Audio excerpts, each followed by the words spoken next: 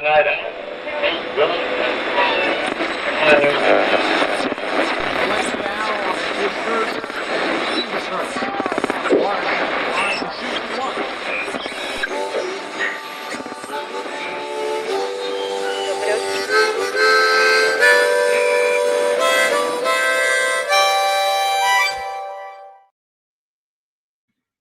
You're listening to Forever West Old Time Radio Hour. My name is James Townsend. Joining me, as always, is Doss Boot. Welcome to our show. Glad to see you here. If you tuned in last episode, the conclusion of our Mad Trapper series, you would have heard me complaining about my microphone not working. It's a $200 fine piece of equipment from Rode, and it was not working again this evening. And so I pulled out my trusty $35 microphone, and it seems to be working fine. So if you can hear me fine, that's cool. It's a $35 mic that did it, and it just goes to show you if you spring for the best equipment, it still doesn't always do its job. Exactly. Yep, and we go back to the trusty, affordable, Chinese knockoffs. Sometimes, yeah, we were just discussing that. Sometimes that's the way it works. Like, there's so many names out there when it comes to brands and when it comes to technology, man. And you're this age, like I'm on this half of 50. I'm gonna be 47 this year, and I think about that stuff. I go with what I trust. Samsung, certain ones that have been around since Mhm. I've been a child. There's a lot of these ones you're like, they got these headphones. What are they called? They're called belittle mode. Like, what? I don't want those. Those are weird. But now a lot of it's just basically intellectual property theft, and these Yeah. companies overseas will just do these knockoffs. But honestly, they work pretty well. I've got the Yeah. same brand mic right now and headphones, and they were both pretty affordable. And maybe I should just stick to that brand and not the super expensive paperweight that I have now, sitting Right. And sometimes, on my yeah, desk. sometimes it's also compatibility issues too, right? Like you could have a Yeah. certain cell phone, a certain type of headphones, or a mic that just works better. But, as I always say, because I have a Google Pixel, I just upgraded and I got the Google Pixel 10 XL Pro. Like I got the big one, right? And they always go, you would think that's the big selling point. You can get Google Pixel buds through us, through T-Mobile when you upgrade, right? Because Hmm. why? Of course, they probably sound the best with a Google Pixel phone. Let me tell you, Jim, they're garbage. They're true garbage, Yeah. right? Yeah. No. Great. Well, That's otherwise, just how you liking the phone? I know you got the new phone. Oh, I love it. I'm adapting to this newer screen. I had Mhm. a pretty standard size screen, but I guess Google Pixel's doing this thing like iPhone does. You know, there's like four models of one phone, Yeah. and they're kind of designed memory wise that, if you take care of them, hopefully, updates keep coming. You Yeah. don't have to upgrade for a while. I mean, it had been almost 6 years since I upgraded.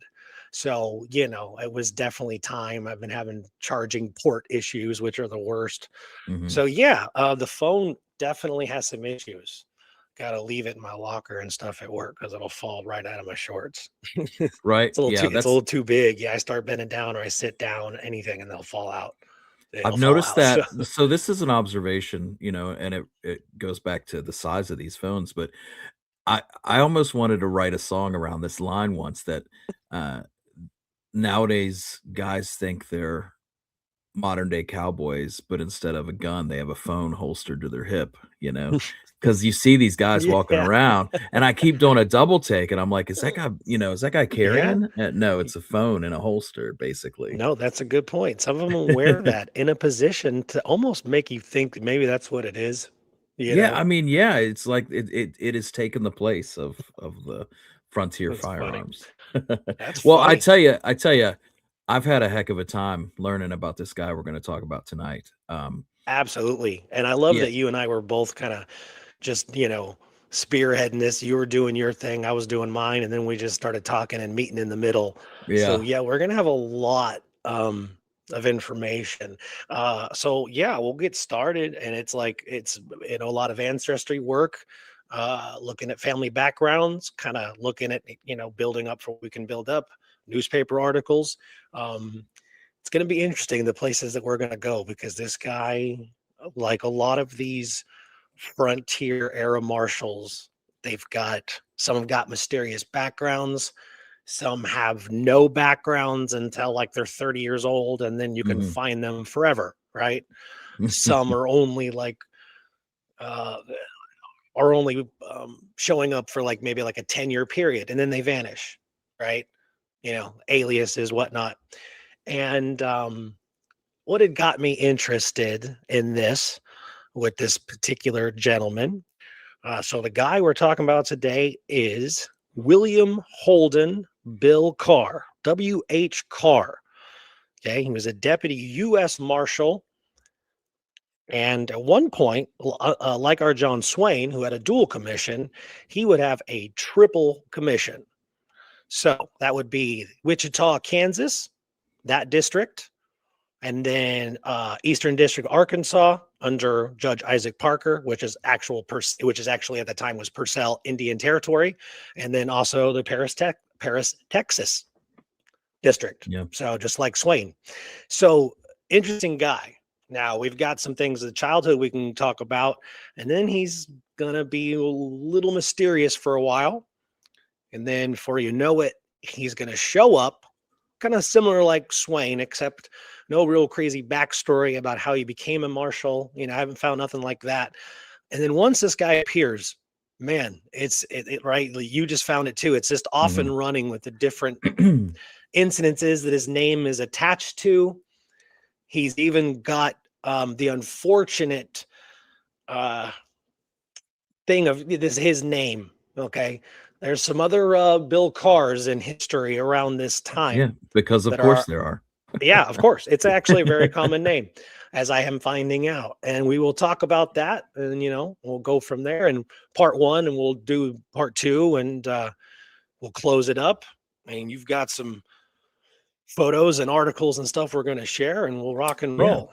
Well, Okay. and I'll tell you one thing. I had actually looked into William Carr a little bit, years ago, because I suspected for a while that he could have been J. Frank Dalton, because That's right. You told me for that. folks who don't know, J. Frank Dalton is the guy who showed up in 1948 and said basically convinced a newspaper in Lawton, Oklahoma, that I'm Jesse James, I'm 101 years old, and now I'm coming out. I'm Right. revealing my true identity. So Right. the fact is, no, I do not believe that J. Frank Dalton was Jesse James, but nobody has established his early years. Nobody has established whether that was his real name, J. Frank Dalton. Nobody has traced him back. His true identity, if you want to call it that, is a mystery. Hmm. So, as we will see with William Carr, his future life past a certain point gets a little murky, and it's Hmm. for a while. I really thought Dalton might be Carr, and one reason is because before he started in on his Jesse James issues, his Jesse Hmm. James stories. He told a lot of stories. Well, firstly about riding with William Quantrell, of course, but also he talked a lot about being a marshal in the Indian Territory. And in particular, he told one story that really it was so well told, kind of with details, that I thought, man, he had to have been there. And it was Hmm. the killing of a guy named McGrew, which that was William Carr. And so, it kind of put me on William Carr's path. But uh, I still, maybe he was, we don't know, but I don't think so. I don't think Carr was Dalton. But Yeah. that's McGrew. that's Yeah, I know you're talking about. John It McGrew. was The John McGraw. His name was John Okay. McGraw. Yeah, it was over a horse thing, and yeah, Carr chased him in across into Oklahoma territory, and yeah, Yeah. yeah, McGraw. I came across that. Yeah, So anyway, I don't necessarily now think that Carr was Dalton, but that's what got me onto Carr's story. And yeah, it's been fun to revisit. yeah, and that's the only way you're gonna know. That curiosity peaks, and you're like, you gotta know. You gotta know. And then I know how that feeling is, and then you could convince yourself, and then some years go by or something, and maybe you read something else, and you're like, well, that's interesting because now it's gonna take me back, and correlated something I read 2, 3 years ago. And then there's always like a resurgence and you go back and revisit it. It's always fun. It is, and you always, I mean, the amount that I've found this time with your contributions, because a lot of times I was like stuck, and then you have found a lot. But the amount of that I've learned about Carr this time around was Yeah. nowhere near what I came up with the first time. So that's Yeah. another added benefit of revisiting these research trails. Absolutely. Yeah. All right. Well, let's get cracking. Here we go. So, W.H. Bill Carr, William Holden. I will point out the bill does not come until I would say, like all the articles and stuff. I saw Bill maybe once or twice, and it wasn't until about 1895, 1896 did they start throwing the bill in there. Otherwise, it's always Deputy Marshal Carr or Deputy W.H. Carr. Hmm. The bill is just something, it's kind of like the William R. Jake Owens, right? The Jake thing kind of became more permanent later in life, right? Yeah. Nickname type thing. So William Holden Bill Carr, born approximately 1860, but originally I put born approximately 1854, and we are gonna find out why. So Polk, Dade County, Missouri, federal census for 1860 lists father, John C. Carr, and mother, Amanda Scott. Her full name was Amanda Virginia Scott.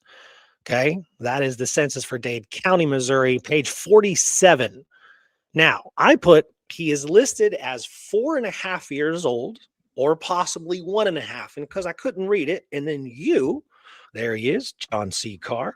Hmm. So we'll zoom in here, and then anybody who's live and who's here and who's watching, I thought everybody else could kind of take a look at this and give us your point of view. So there's John C. Carr, Yeah. 30 years old, male. Amanda, 28, female. That is his brother, George T. George Turner. He was born 1855. I should have mentioned that before him being born later. Okay, but so I had put 4.5 years old. So maybe he was born in 1854, around that time, since the census were only, a decade. But you had pointed out something right before we went live, and I thought that was really cool. We could bring it up. So you said that they did this a lot, census takers. And what this actually is, when you look real close, it is a 4 over a 12. Yeah. And you were like, oh, I've seen this before lots of times. And it's actually 4 months out of 1 year. Yeah. So he was born in 1860. And if I went a little further and found out when this census was taken, you just minus the 4 months, and then we know what month exactly he was born. But I was like, yeah, Well, it's all good. It's let's probably on see. top. Yeah, it's 23rd of June. So Okay. So, yeah, so February what? maybe. Somewhere February? around February, yeah. Yeah. Okay. See, There you here's go. another example a little above this Jones family, 1 out of 12. Right. Another There you baby go. there. Yeah. So So on the same census. There you yeah, go. yeah. Okay. So, and I was glad that you pointed that out. That was really cool. I was like, oh, I was going with, oh, he's 4.5, or is he 1.5? I was Right. reading it like the writing was like scribbly or was wrong. I wasn't Well, it sure. often is. It often Yeah. is. Yeah. Okay. Now, very quickly. So John, I guess, is a farmer. Yeah. Yeah. They had a farm. He was a laborer. Born he was born in Missouri. Yeah, he His was. wife Amanda born in Tennessee, Hmm. and the children born in Missouri. So they're settled down in Missouri. Yes. And Yeah, it's going to be a pretty permanent thing as far as the family is concerned. yeah. Okay. So, very quickly, and he's 1 years old, 1861. John Carr dies. What I was able to find, it was just one of those things that said lung disease. I'll go with tuberculosis. That's my Oh, best guess. well, yeah, And I would about have the assumed the Civil War just time-wise, Yeah, but yeah, I didn't find anything in that regards. That's yeah, possible, but how a lot of these old newspaper articles, sometimes you know how that is. You'll find three or four that are similar in their story. Right. about the same event or the same person. Then you read one that'll include something like he was a decorated soldier and whatever else. And I'm like, well, why didn't the other ones include that? That happens. And so who knows? Who knows? Yeah. All I know is that was what I was able to find was he died in 1861 and it said John C. Carr. Yeah. So he's dead. Okay. So he dies. So And William never would have really remembered his father. not really. No, I Yeah. mean 1 years old, It's 6 a months old. shame. I mean, yeah. Yeah. I didn't have that. Didn't. It was interesting too. There wasn't like an exact date. This was on Ancestry on the timeline. It just said that he had died 1861 from Right. lung disease. So that could have been somebody else's, information. But everything else after John C. Carr, after that, yeah, he's gone. He does not appear anymore. Right. But there was enough time for another son to be born. His brother, John Bell Carr, born Mhm. 1862. So definitely, had a chance to impregnate Get the wife again, and he's get off one and more in yeah, there. yeah, here we go. Okay. So at this point, we've got George Turner Carr, John Bell Carr, and William Holden Carr. Okay. Now Amanda Carr is going to remarry a man named William Shelton Payne on February 14th, 1864, Yep. Polk, Dade County, Missouri. The birth of their daughter, Minerva Payne, 1866. Their next daughter, Mary Payne, 1867. Then Thomas Arlington Payne in 1870. Their residence in 1870 was Polk, Dade County. The post office they used was the Greenfield Post Office. Yeah. And you've got this one up. And now at the very top here, we have the now inclusion of the Payne family. So they've got their kids up on top, and then it'll actually separate. And you'll see on the far left here, we zoom in a little bit, Sir James. You'll see Mr. So on the top, it's the abbreviation, William S. Payne. Mhm. There is Amanda. You got Minerva, Mary, Robert, and then it's going to change to Carr. There's Yep. George T., 15 years old. There's our William H., 10 years old. And John Bell, 8 years old. Now, I thought you and I could talk about this because I got no idea who that last name is. There's one more name in the household until the name breaks again on the line. Huh. Right Yeah, below you're John right. Bell. Yeah, I didn't notice that the first time. I didn't either because I thought the line broke into the next family, which is Williams. But yeah, I don't know. But he's 11 years old, whoever he is. So he's just a child. Yeah, it It looks like makes me wonder if, James W. Castile. yeah. Do you think maybe possible at 11 years old? He doesn't have any relation to anybody in the family. I did go that far to check. Maybe he was a friend who just happened to be hanging out with the boys when the census taker was there. Would they have taken his information? I don't think they would have if they knew what they were doing, but it's a possibility. My guess would be it's just some neighbor who had been orphaned. Um, Oh, possible. if you had ruled out, I didn't look into him because I didn't see it, but if you had ruled out, a nephew or something like that, it happens so often that Yeah. a family will take a child in like that. Right. Or also they do that and then he's there when the census taken and then 6 months later he's gone. Yeah, yeah, Like goes back to, maybe they just took him in for a while. Yeah, it's possible. But yeah, I had to take a second look at that. And then I realized, oh, that's before the page break right there. So that's that same household. So yeah, I have yeah, no idea who that young man is. But that's the 1871. Okay, so he's 10 years old. Now, yeah. here's where things are going to get to that point. So 1880 census. Now, it could have been because, she got married, but I did try different variations. And when I realized I wasn't getting anything, I just kind of left it as okay. So there's the name change, but I did the Payne and I didn't find the Payne family. And I sure as hell didn't find William. He does Hmm, not come up in Missouri anyway in 1880. He is nowhere in Missouri in that state. right. And when I realized that, okay, they're there 1870 and they've got a bunch of kids, did they move and then come back? Were they not around when the census taker came around? I've thought of other things instead of just, taking an extra 2 or 3 days to dig it a little bit deeper and find out. And then sometimes it's just things aren't available. You know what I mean? Some Yeah. things are just aren't there. But I had luck with the other census, and that one, no luck. And so It's that's where we have some murkiness, and I'm not really sure what he was doing. So we know at 1880 he is pretty much exactly 20 years old. But there's lots of jobs in the frontier that you can do at 20 years old. You can well, be a and lawman at 20 years old. You can be a postmaster at 20 years old. You can do lots of stuff.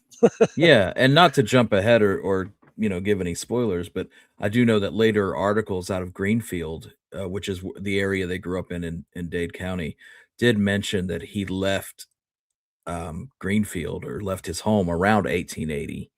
So Interesting. yeah, maybe he dodged the census for that year. Could be. Yeah. Like I said, it's so interesting the Yeah. paths that you can go. It's possible because the way they did the census back then, like that's kind of it is. And we've discovered that lots, especially with the infamous, Billy the Kid, with Charlie Beaudry and Manuela, he's Yes. 25 years old, and people have been going on and on about that. I did for the longest time, and I'm just got to the conclusion that me personally, I think without going on down that path, I think the kid said that. That's my personal after many years, I think he was there, and I think that's what he said personally. Right. Or he had told it so much to Manuel and Charlie or anybody else who was working in Fort Sumner at that time, and they repeated it. But so many trails of things that the kid actually said in letters and things like that, newspaper articles after he's arrested. I swear, if you're really looking, he's pulling a Kaiser Soze in a way. Everything is misdirection. Everything is everybody else's problem. Everything is everybody else's fault. Right? Yeah. Yeah. It's all misdirection. And so I don't know if that's a genius move by one Henry McCarty, William H. Bonney, Billy the Kid, or was it just a childlike sense of liking to tell stories and liking to tell fibs? You never Right. know. All right. So 1880 census again, nothing. All I right. mean, Now, we do know. I mean, I did find Amanda Payne. She's living with her kid, the new Payne kids, and her husband. George Turner Carr already has his own household, and they're both in Dade County. So, I mean, my guess is that William just had taken off by that time. okay. That makes Yeah. sense because I didn't think the family would take off, but maybe like we've learned, and I'm learning more and more as time goes on. It is all about the way you spell things, how you search it, how you filter it. It's Yeah. insane when you told me, yeah, start doing this. And I'm like, oh my goodness, I just got, 8 more pages of newspaper articles filled with, and I'm like, whoa. And they weren't all about that person. But once you had told me that way back, I think I was doing Middleton, stuff and just trying the different abbreviation or initial, J Yeah. middle, just try different things. And it's interesting how it changes. So that makes sense. That makes sense. Now, It we is odd. do I know, mean, John Bell, I'm sorry, but John Bell, the Williams brother, is living with George Turner, his older brother, in is he? 1880. So he's not living with mom and stepdad in 1880. It's just the Payne kids. You know, I kind of feel like that was pretty common when you get, those big, more common than people might think. You get those big households of combined families, like a step Yeah. family. Now you have a bunch of step siblings. And I feel like a lot of times there's always one or two that like, man, I got to get out of here like as soon as possible. So for John to be like, okay, I'm going to go live with my brother. My other brother's gone. Right. Yeah. So what am I doing here? Maybe he doesn't like the other family. Maybe they didn't like stepfather William. There's a good possibility. Collins says that he's seen some 1870 censuses done twice. Same people, same precinct. And I think it's the 1870 for mine too. I was doing my own personal ancestry, and in, like Greenbrier County, West Virginia, my ancestors, my third great grandfather and his family are on there twice. And each one, their ages are completely different, but it's the same family, like name for name, and it's a huge family. So it's like, what in the world happened? Did they visit the house twice and get two different people who gave just completely different info? But yeah, that stuff Yeah, happens. It's crazy. it is. It's nuts. And then, it causes these kind of these intricate conversations where then you start to open up different pathways. And like you said, while we're talking right now, you're like, okay, I found Amanda, there she is, but the other boys are gone, so that makes sense. Yeah. That makes sense. So that's a little short time frame. If he takes off 1880, maybe a year before that, who knows? He could have been doing all kinds of things, honestly. Yeah. Because not everyone is a born lawman, especially back in those times. That was, I think, very rare, very rare. Men that probably knew at a young age that might be something they want to get into.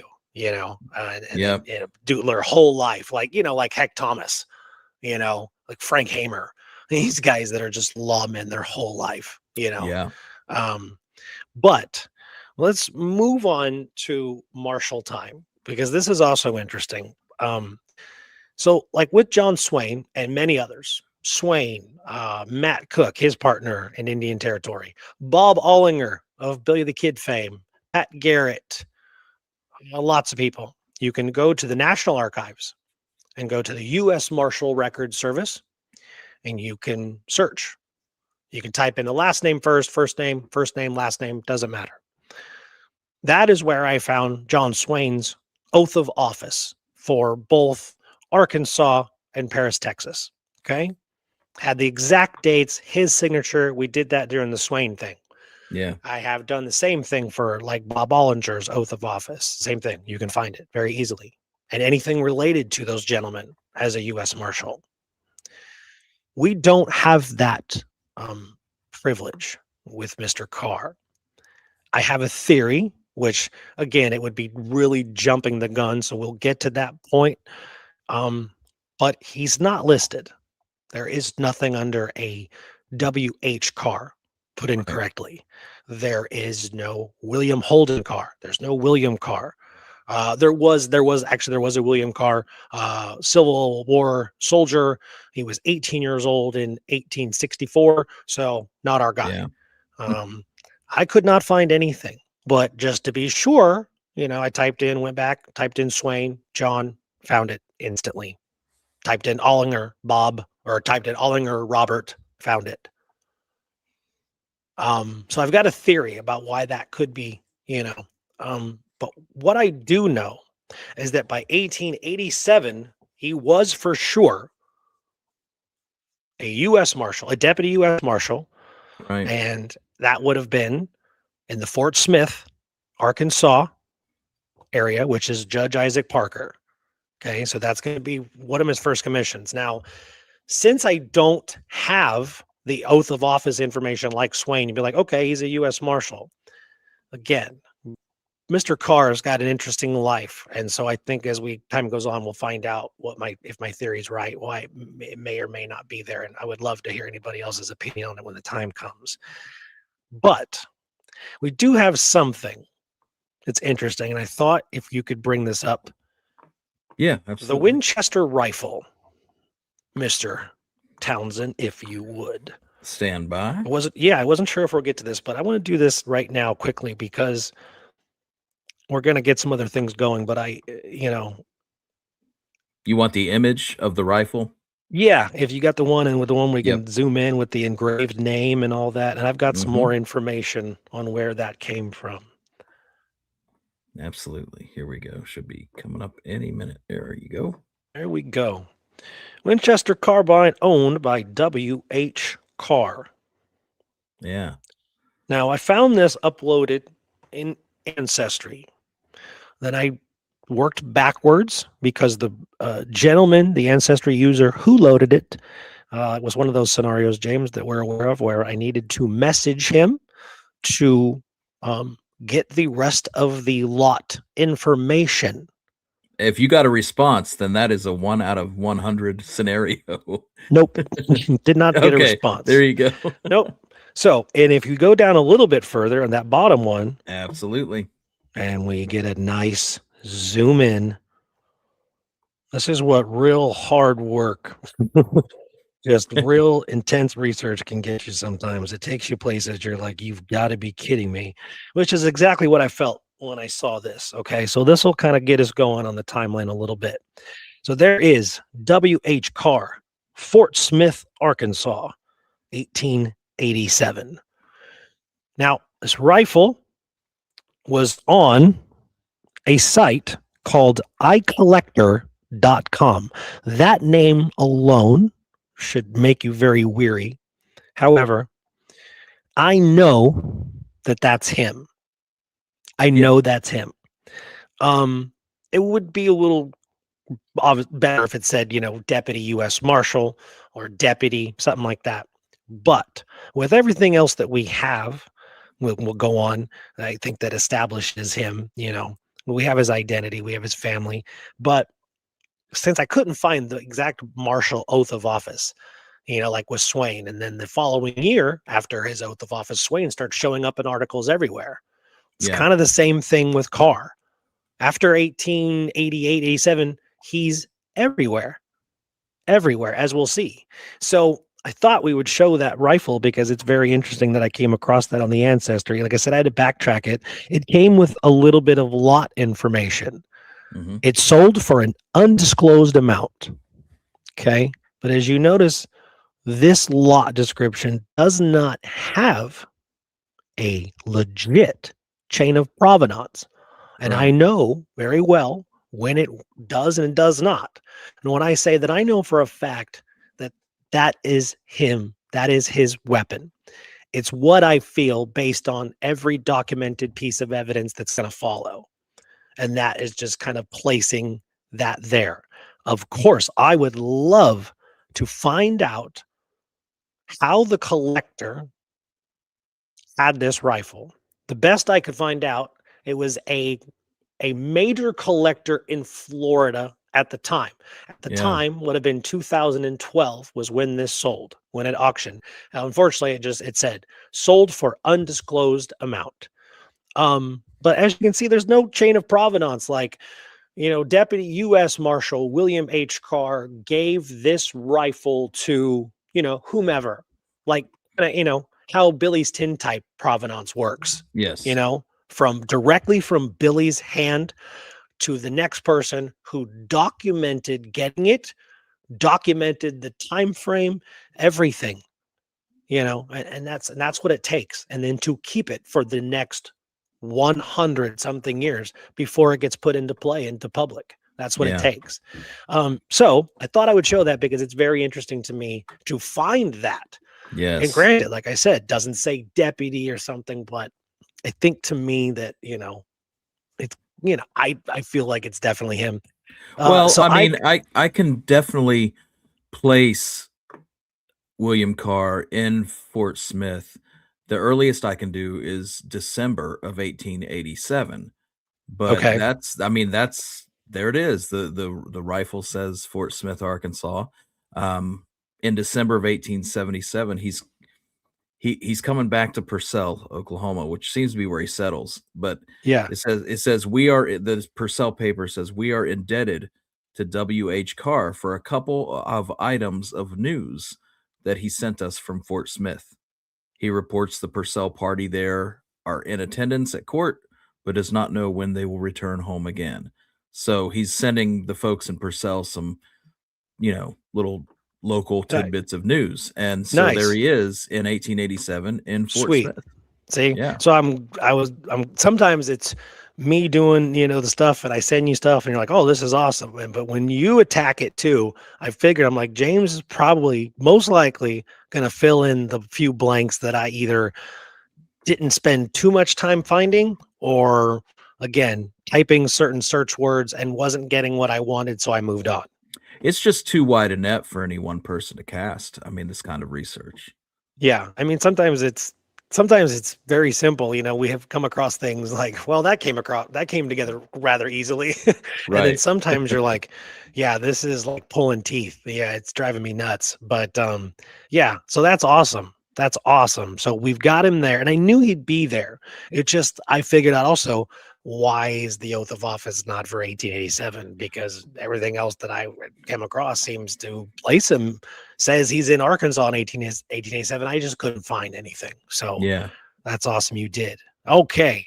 And then the next year, man, things start really picking up, and we've been flying through time here. So on April 24th, 1888, the Daily Arkansas Gazette, I'm going to print a small piece with the headline titled A Regular Roundup. And I sent that one to you. April 24th, 1888, Daily Arkansas Gazette. There we go. And it says 41 prisoners from the Indian Territory were lodged in jail the day before in Fort Smith.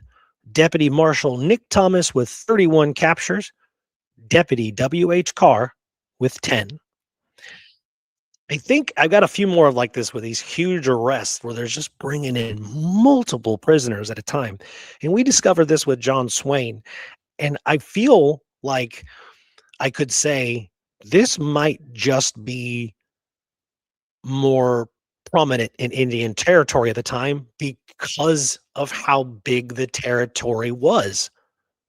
All these places were not individual states. So that territory and that coverage, you know what I mean? Like, look how much coverage that Swain did, Yeah. and all the arrest and all the reports and accounts of him with multiple prisoners cuffed to each other, cuffed to dead prisoners. And we'll see this same pattern with W.H. Carr.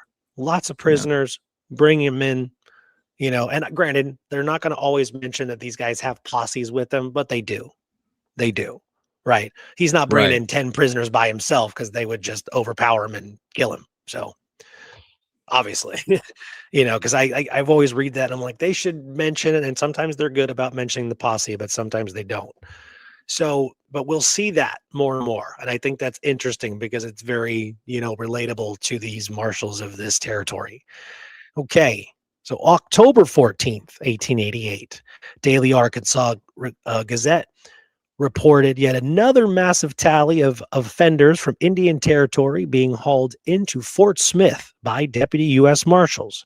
Deputy John McAllister registered 16 prisoners, and their offenses range from assault to kill, larceny, and whiskey peddling. Deputies Tyson and Cantrell brought in 9 from the Cherokee country, and Deputy Marshal Carr brought in 4 for larceny and 2 for whiskey peddling. That's the word I chose. I like peddling better. Whiskey selling, right? Another thing too was lots of killers in Indian Territory, but that whiskey selling was big because we saw it in John Swain's too. A lot of these whiskey peddling that must have carried obviously it was a felony. Was it a felony? Yeah, I don't know. I'm sure it was an escalating thing because a lot of them, you would see them back on the streets not too long after. But right, maybe pay a fine or something. But yeah, yeah, I know a lot of time a fine, fine plus costs. Right. So because I just find that interesting that so many arrests, but if they didn't have any other, crimes, like a lot of them are like murdering and horse thief, where you're like, well, okay, well, if they don't get him on the horse thief, maybe they'll get him on the murdering. But I always kind of wondered about the whiskey. Like, do they really get jail time for that? And, in 1888, 1889, I kind of was always curious. But it could have been because of the territory and the way, the law was very divided at the time and why it required so many marshals to cover the ground, not sure. Okay. Now we're going to go into the next year. He's also like Swain. There's a lot of stuff where some of the articles were interesting. Some were just like he arrived here in the city and checked into a hotel. I saw a bunch of that too. So I was trying to choose some real interesting ones as we establish his timeline. Okay. So this one was definitely interesting. The Udall Record, Udall, Kansas, February 9th, 1889. News from Purcell, Indian Territory reports an incident involving Deputy Carr. He was in a lunchroom, intoxicated, and kept insulting the proprietor. He took a shot at Carr. The bullet passed through a small crowd and small room where a woman and child were sleeping. 150 drunks are reported there in one night. Yeah, And the last line, aren't we glad we live in Kansas? that's right. It again, so cool. Like not cool, but I mean, you're like, wow, okay, he's a badass marshal. He's arresting people in the territory. Now he's intoxicated in some kind of store/lunchroom, insulting the proprietor. I wish I would have known the details of what he had said and His possibly insults why, right? became unbearable. Right, right, exactly. Coming bearable. That's what again. What was he saying? I want to know. The guy took a shot at him, clearly with enough of it for them to call it a crowd. But then you wonder, well, it could have been three people, and they called it a Yeah, crowd. But where a woman and child were sleeping, so this lunchroom could be a store, right? Could be attached to a small hotel. Could be lots of things that would be yeah. why the woman and children sleeping. Or what if it was a woman and child of the proprietor? I don't know. What? Yeah, that was common. Right. Living at your place of business. Yeah, sure. Yeah, Yeah. Yeah. All the storekeepers and Red Dead Redemption 2, they live inside the store. that's how I know. That's exactly what I thought. I was like, hey, if you keep searching around, you can find a upstairs. They all have That's rooms. right. Yeah. Yep. So that is a very like kind of a quick take, right? From especially reading what he accomplished some of these things in 1888, arresting and whatnot. And again, we're going to turn right around and he's going to do some great things, and so this little thing, this little blurb kind of interests me. And maybe is a little bit of a glimpse into his attitude, or maybe he's Like a got little foreshadowing. right, right. I didn't come across more things where he was like intoxicated in public and and being a jerk. I didn't come across any more of that, which makes that even more interesting, because of course everyone drank then. You know what I mean? It's still nuts to me that there are a community, a universe of people out there that are deep into the Pat Garrett, and kid stuff. And when I say deep into the Pat Garrett stuff, it means deep into insulting Pat Garrett on a constant level. He Mhm. was a drunk and he did this. Well, A, you don't know that. And two, who cares? I've never understood that. It's the frontier times. Yeah. So, oh man, there's a 6'6" Texan in there drinking whiskey. So Can you what? believe it? Can you Can believe you? that? Yeah, you see the size of his feet. Like I just have never understood that, and it's an attack point, right? It's an Yeah. attack point on his personality, on his life, his ability to be a lawman. I don't understand it, and I wish it would go away. Yeah, I So get it. very, very interesting, Mr. Carr, and insulting a proprietor who's trying to make a living, or was the proprietor being a jerk to him? You don't know. You don't know. Never know. Yeah, it's hard to say. Right. Okay. Now, so I got another one here. Purcell Register, September 29th, 1889. Deputy Marshal Carr has some 7 or 8 prisoners in his possession at his camp near this place and expects to start them towards Fort Smith in the course of a couple of days. Again, more big arrests, him putting in lots of ground, and I'm guessing, trying to make a living, making some money. And I think I've got a good idea, as we'll find out in a few years. We'll probably get to that in part 2. Maybe what he was working at saving this money for, right? Because he's got some future endeavors he decides to get involved in. Mm. Yeah, and so we'll cover that. So I was kind of wondering, these guys that, because he doesn't have a family yet, and same thing like Swain, didn't have children, whatever, but just out there, just working, working, working. Yeah, and it's not easy work, man. No, I mean, I not couldn't at all. imagine. You're always at camp. You've always got a camp somewhere. You're rounding up prisoners. You're always in a saddle. I mean, Hmm. and the pay is it's It's fine, but awful. it's not great, you Yeah. know? And then It's you have to pay the posse what you've Yep. negotiated out of what you get. Yep. Absolutely. There's lots of documented proof of that too. Like that's how that happened. And so yeah. Well, not to mention the fact too, like the camping part, there's always a risk of attack. And it doesn't mean necessarily as the years goes on. Obviously, it's not going to be Indian attacks, and that's going to lessen over time. But just from marauders in general, you know what I mean? Just there's certain elements in Western film or Western series that they get right, and I like ones where you just believe that there was a creepiness at that time, especially with the dark, because everything was dark, Mhm. and I just appreciate certain elements like that. And that camping part with prisoners, like you could have someone just it could be one guy, and Yeah, still there could be a chance of something happening, something going wrong. They could get ambushed on the road, all kinds of yeah, shit could happen to them. So yeah, so it's a dangerous business, not to mention. I mean, let's just talk about what it takes for these men, you know, to want to go out and achieve this for the money that they're being paid. yeah, and That's another thing. not saying it's historically accurate, but watching the Bass Reeves TV show, you see some of the camping, with prisoners thing going on, and, Yeah. that it's pretty cool, and that's an interesting point about TV entertainment of this stuff, is that I hated the Billy the Kid show, just despised it, Yep. but not knowing a thing about Bass Reeves, I enjoyed it, and I'm like, if I had known a lot about Bass Reeves at the time I watched it, I probably would've hated it. Sure.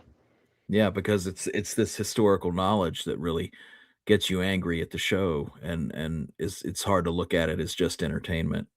Yeah. No, that's true. Because when I got Paramount Plus, I watched the Bass Reeves thing very quickly. I was Yeah, like, I knew about it. I added it to my list and watched it. Again, I know very little about bass. I just know right. key points. So I did the same thing, watched it, enjoyed the hell out of it, and then looked up and found that, there's a good percentage of it that's not true at all. I think if you tried to watch Billy the Kid, you would break your TV. Yeah, I've seen clips. I've gone to It's YouTube. There's people it's that have shared offensive. things in the Yeah, past. Yeah. it's offensive. Oh, it's offensive. I've seen it in a reel. You know how that happens, you're going through reels on Oh, YouTube yeah. or Facebook and someone has edited it from the show and turned it into a reel. And it could be 15 seconds, it could be 30, whatever. But it's always usually just enough. Yeah, just enough to piss me off. I've seen the reel, the clip from the episode where all of a sudden Billy rides up over the horizon and comes up and Garrett's like, "What? I thought I killed you." Almost. Not close, or not close enough, like over here. But you know what I mean? He's pointing. I'm like, what is this nonsense? And the weird part about it is it's because of too many years. 20 years ago, I'd be like, this is awesome. I Uh-huh. love this standoff. This is great. But when you get older and you go down the path that we have done as researchers, authors, historians, you start to care. That's what it's Oh, about. man. I That's I care. Yeah, I think one of the biggest things that bothered me about that show was that, there's a scene where Billy the Kid sneaks into town in the middle of the night, into Lincoln, and assassinates Miguel Otero for betraying What? the for betraying the regulators, and I'm like, "That Miguel became the mayor later on in life, and Governor. I'm sorry, yes, the Yeah, the governor, and, governor. I mean, like, What? it's totally, Oh, an offense wow. it's an offense to history. Wow. That one must have gotten over me when the show was on. I didn't know. Oh, dude, I there's a do know lot that, that like, didn't it's a they at the end of season 1 or season 2, isn't there like a ending kind of confrontation in one of these early seasons? Doesn't Jimmy Dolan kill yeah, John Riley? I Is think that who it's he kills? I think John Riley kills Jimmy Or John Dolan. really kills Jimmy Dolan? One of the 2, Yeah, right? I mean, That it's is absurd. it is absurd. It is absurd. It is literally like, well, because you know what I also have gotten under more and more the impression of when it comes to that stuff is that people look at Billy the Kid and Garrett and whatever. Sometimes it just gets away from them. I think it's a mindset. It's almost like they treat them like they're comic book characters and they can just morph them into whatever story they feel is necessary to make it fit for what they want. I think that's what happens when you become a myth, when you become you know, Exactly. You're a no longer legend. right. Yeah. You're no longer a historical figure, right? Yeah. And that's what I mean. There is a method. It isn't about, well, no, man, that's just your opinion, dude. No, it isn't. It's your opinion. I'm giving you documented facts as they're documented. You can run with it and do what you'd like. That's what people do. I understand. But being historian and finding these things, there is a method, and I'll tell you how little of it, how none of it has to do with, comparing photos and the people that do the Billy the Kid photos, which still drive me nuts. They'll never go away. It'll never go away, but that's just the way it is. But yeah, it's the same thing. People Well, on the internet insulting a lawman that they have never met, will never ever meet, obviously, and they like, besmirch the entire Garrett name because he shot their favorite outlaw right. and he didn't make it fair. It wasn't a high noon showdown. Right. And when someone says those kind of things, I used to be really, really bad. Like you fume.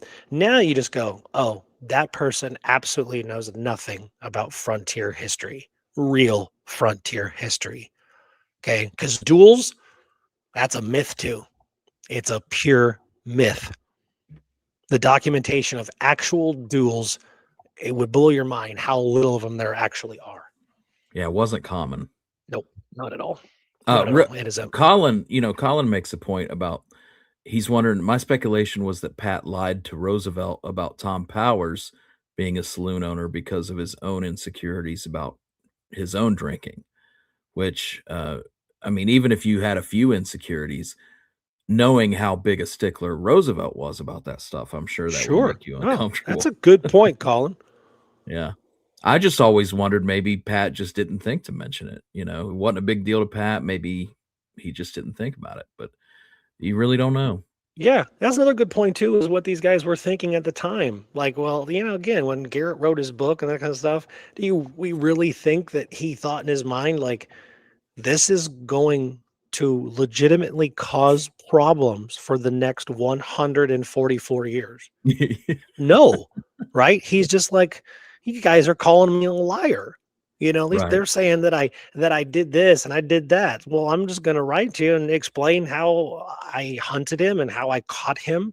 And over the years, on my own, on your own projects, Garrett's timeline for hunting him down, arresting him, everything is so intricately and well documented. Like, there is absolutely zero really that you could debate about anything.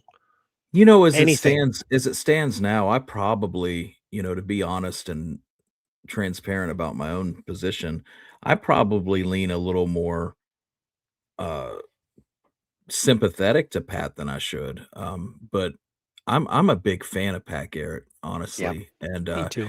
I might excuse his behavior or explain it away more than I should, to be honest, but, Yeah. I admire, I appreciate the man, what he was trying to do with his life, and, um, I don't know, man, I just think it's a very tragic story in its own right. Yeah, he is. And everything that happened with his children, Yeah. all their individual ailments and oh man, horrible. Horrible. It But was karma for him being a Judas. exactly. It's Yeah, what happens. Oh, that's there's right. another one. I've thought about attacking this a little bit. There's information out there that can support either either way. But there's the other one about, have you ever come across the whether or not Pat was an atheist? I've come I across this a few yeah, times. he Yeah. was he was definitely an agnostic, so, Yeah. Yeah. Interesting. he was a big admirer of Robert Ingersoll, who at the time was a kind of like a traveling anti-preacher. He would go around and preach, reason and, rationality, and he Sure. was called the great agnostic. He would give speeches and Huh. things like that, and for his funeral, uh Garrett's wish, I think it was either Garrett's wish or they knew he would want it. They read, an essay of Ingersoll's instead of a preached sermon or something. And, yeah, he was certainly, if not an atheist, definitely a free-thinking agnostic of the time, which was very controversial back then. Yeah, for sure. Um, Man, I was looking at the time, and no, yeah, it happens. I wasn't expecting us to do that, but that was fun though. Okay, so I Well, know exactly where we're at. We can skip a couple of these, maybe bring it up next time. Like again, a lot of them are interesting to me, and then the kind of establishing a good time frame here. May 4th, 1889, the Western Star out of Coldwater, Kansas, reported that Deputy Marshals Carr and Willis from Purcell passed through the town with 6 prisoners arrested in Oklahoma. They were John M. McDonald, his 3 sons, and 2 men named W.A. Houston and H. Sadler. These men were forcing settlers off their land by threat, like with rifles, but would agree to let the settlers stay if a certain amount of cash was paid. So, huh, kind of like, early form of extortion. that's Yeah. interesting. Interesting. Okay. And now we covered this once. Some people might remember, like, oh, that sounds familiar. And if not, then it'll refresh your memory from our John Swain episodes. June 6th, 1889, Deputy Marshals John Swain, Matt Cook, Jim Williams, and W.H. Carr tracked a known horse thief and murderer named Cornelius Walker. They tracked him to approximately 25 miles outside Paul's Valley in the Chickasaw Nation. They tracked him to the home of Caesar and Robert Franklin. Swain, Cook, and Williams approached the front door with Carr covering the back. A woman answered the door, said nobody was there, but Deputy Williams saw movement on the inside and forced his way in. The Franklin brothers then entered in the hallway. They seized Williams. That's the best I could find. I don't find that they said they attacked him. They hit him with a rifle. It says they seized him.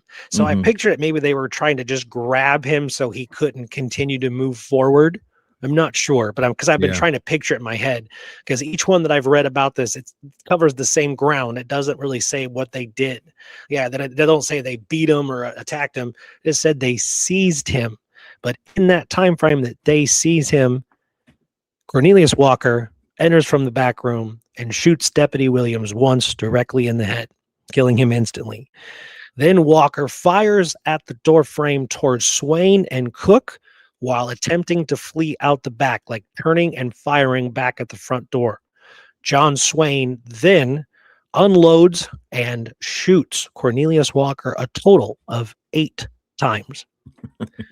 The Franklin brothers were arrested and they were taken and jailed in Paris, Texas by deputies Matt Cook and W.H. Carr. That's so it's like a deja vu of the John Swain episode. Here we are revisiting the same ground and our boys in the back covering the back door. It's insane. Exactly. Very interesting. When I came across it, I'm like, that's right. He was the W.H. Carr. I didn't, I wasn't researching him. So I just, oh, that's another deputy. Didn't even Yeah, think nothing about it. Yeah. that's wild. Okay. I think if I get in this last one, this will be good because there's a lot, there's not really a lot to it. It was just a big trajectory in his career. Okay. Mhm. And I think that'll be a good place to stop. Yeah. So April 18th, 1889, Daily Arkansas Gazette reported that Deputy W.H. Carr had arrived the day before in Paris, Texas, with Chickasaw criminal Harris Austin. He was wanted for the killing, and it says specifically wanted for the cold-blooded killing of a white man on the streets of Tishomingo 6 years prior. Deputy Carr and posse tracked Austin about 10 miles above Tishomingo along the Washita River, and that is in Indian Territory at that time. It would have been Oklahoma later. Austin did not come quietly. He engaged the deputies in a gun battle where he ended up shot 3 times, 2 in his side and 1 in the back of his neck. He would live. Harris Austin was also wanted for questioning in 3 other homicides in Indian Man. Territory. Yeah. So that was a big deal for him. The guy had been on the run for 6 years. Nobody had caught him. And they didn't have anything about how they got on his trail. It could have been a very simple talking with somebody in a saloon, anything that could have led him to that direction. But yeah, that was a pretty big deal for him at that time, because I read a few things. I'm like, okay, the Harris Austin guy, he had a real just bad overall reputation. He was the kind of guy that people just didn't want around. They did not, the people he had encountered in the past, and the fact that he was wanted and questioning with 3 other murders. It's Yeah. very interesting. Very and a bit, it's a good thing. It's a good thing. I think that was a good caller for him. Yeah. And I think now if we're gonna kinda move into the legendizing of fighting Bill Carr, uh, I think the press is gonna start catching wind of him. Yes, he is. Yes, they do. And you know what? Why don't you, if you'd be so kind, is to throw up the sketch, because that's another thing that I have encountered, you and I both encountered. Yeah, Photos of absolutely. this gentleman don't seem to exist. Now, I understand that sounds like a ooh. What's he? I get it. Trust me, I get it. And I want to be there for it. But okay, September 12th, 1889, the Wichita Weekly Journal out of Wichita, Kansas, printed an article titled "A Brave Officer, Deputy U.S. Marshal Carr and His Record for 1 Year." Now, this entire article, which is big, covers his John McGraw encounter, covers his involvement with the death of Cornelius Walker and the arrest of the Franklins, his arrest of Harris Austin. Um, but what I did not find, and you read the whole thing, nothing about his prior life. Nothing that would maybe indicate where he could have been between 1880 and 1887. What was he doing for 6, 7 years? How did he become a U.S. Marshal? That stuff is pretty important to me. When I came across this article, I'm like, oh, wow, this is like that John Swain thing that was written, 80 years after his death. And it had all this information. And it was a good starting point. I kind of felt like that'd be the same thing, but it really just talked about stuff that I had already come across and already knew. So it Yeah. doesn't explain anything about maybe he, worked on a ranch or something. Maybe he was a cowboy for a while. I didn't find anything, but I was hoping that that article would be it. If you go on websites like Legends of America, which you probably should really be careful with stuff like that, but Legends of America, those kind of websites, they use a photo of Bill Dalton for obvious reasons. If later on in his Yeah. career, it'll make sense, right? And they're not saying, "Oh, this is Bill Carr." You just open the actual link, you go to it, you start reading about Carr, and then you're gonna, get to his later life, his encounter with the Daltons, and the photo will say, outlaw Bill Dalton. It doesn't say Bill Carr, but that's what they use because I don't think there's any legit photos of him that specify and identify him by name with any kind of provenance. Like, I mean, that was the best I could find. I know that's him because of obvious reasons, but nothing too kind of spectacular about him. He kind of looks like a cross between Henry Newton Brown and, I mean, any other frontier guy with a mustache, to be honest with you. You know, Yeah. nothing real spectacular about him. I like the bow tie touch. Looks like a Yeah. bow tie to me. Yeah. So there we go. I think we can stop there for today because, yeah, it's already 5:04 at my Yep. time. But yeah, and we covered that ground, and man, there's still a lot to cover because Absolutely. yeah, he is after 1890, we'll get to that, he's going to marry and stuff, but yeah, he's going to again, I think he's taking that money he's earning and he's going to involve himself in some endeavors, a business, and then something goes wrong with that business, and then we're going to see next week this downward trajectory of the career of W.H. Carr, because it's going to take a big turn. And I feel like everyone's going to get to the end of next episode and be so intrigued. They're going to be like, okay, I want to find out what happened to this guy. Like, I want to know everything about him. I think that's what's going to happen because it's juicy stuff. It's fun stuff. Yeah. It is. I'm continually fascinated by these guys, and I mean, my attention is really being drawn to Oklahoma and the historical pursuits right now because it's so much went on in the Indian Territory. Yeah, Yeah. so So much. that's part 1 of Deputy U.S. Marshal William H. Carr, and next week, Lord willing, we'll dig into part 2 and cover the rest of his life. This should just be a two-parter, I think. Yeah, and should be. we'll get it done, and you'll be a little more wiser as to the life and times of William H. Carr. Absolutely. Appreciate everybody. Thanks for listening, guys. A great See you night. next week. We'll see you next week.